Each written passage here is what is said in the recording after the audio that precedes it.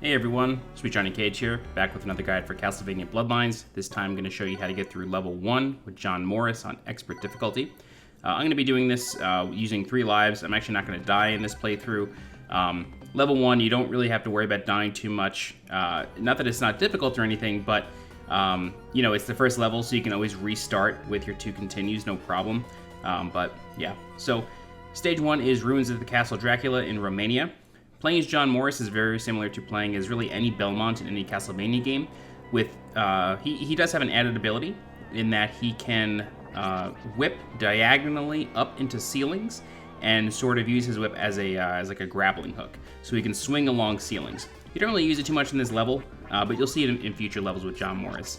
So this first screen, 1-1, there's just one whip upgrade for the Morning Star, and there's no enemies, so just make your way through to 1-2. This is where enemies start appearing. First couple enemies are going to be zombies. Before you head up the staircase, be sure to wait for the second zombie, otherwise it's going to hit you.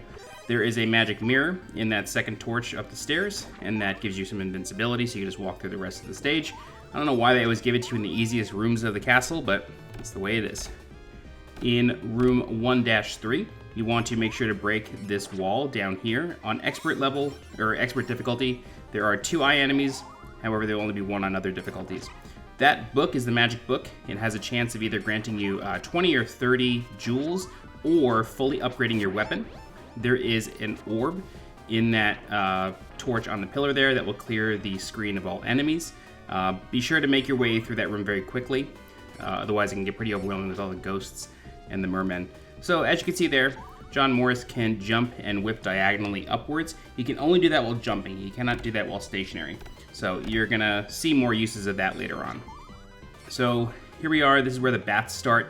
The bats will typically start on your level. So if you're higher up on the screen, the bats will be higher up on the screen. If you're lower on the screen, they'll be lower. This is the first mini-boss. This is a Hellhound. He has a couple different attacks. He can stay stationary and bring out this fireball whip thing. I notice he does this if you get kind of close to him from the start. Otherwise, he will do another move, which he's going to do next. He'll charge up to you. Oh, he's going to do Flame Whip one more time. So he's going to charge up to you here, and then back all the way into the corner. Start howling, and this breaks the glass in the windows. You want to do your best to avoid this. You can take damage from this. But, you know, just keep going, take care of him. When he turns into half of a corpse, you do have to whip him one more time in order to actually kill him. So in this next screen here, 1-6, you have skeletons that come out of the ground. I got lucky here, and I got another Morning Star upgrade, and now I have the blue whip, although I'm going to get hit later and lose it. If you get the blue whip or whatever the upgrade is for Eric, you will lose it if you get hit. So be very mindful here. There is a roast in this wall, so if you take some damage from the boss or even that room, be sure to pick that up. So this room is where things start to get a little dicey. You have skeletons jumping all over the place, and then you also have bats.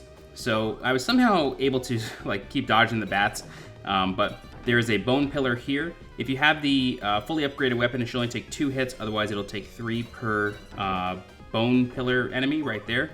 So be sure to be pretty careful. You can get 2 hits on them, then you gotta back up and crouch to dodge all the fireballs, or you can just duck them sometimes. I say sometimes, I stress sometimes there. Alright, so as you can see there, I grappled up to the ceiling using the whip, and I was able to just kill that skeleton enemy in 1 hit. So we're just going to go around collecting jewels. As you can see, I have 53. I still haven't taken a death. Level 1 isn't too hard. But yes, we're going to keep on going. And then you want to take the upper path here. You want to be very careful of this enemy, as well as the bats that are going to be flying behind you. So just try to jump over the bats as they arc down. And then these platforms you can just walk right over, including that third one, even though there's a little bit of a gap, sort of like Mario Brothers. You can just walk through it. These 2 skeleton enemies, I was unable to whip diagonally, but that's like a perfect opportunity for you to whip diagonally. This swinging blade, just jump over it. There is a skeleton that's going to jump towards you. However, he can get killed by that blade too. Take care of the middle skeleton, and this third one wielding a spiked chain ball thing. There's another roast in this wall here. It's a little difficult to get though.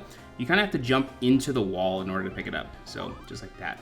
The next screen is 1-9, and you're going to go up a really big skeleton, of what looks like a dragon. There is a torch about 3/4 of the way up, right here. There's a 1-up hidden inside, so be sure to jump and whip at the same time so you get it, otherwise it'll fall through.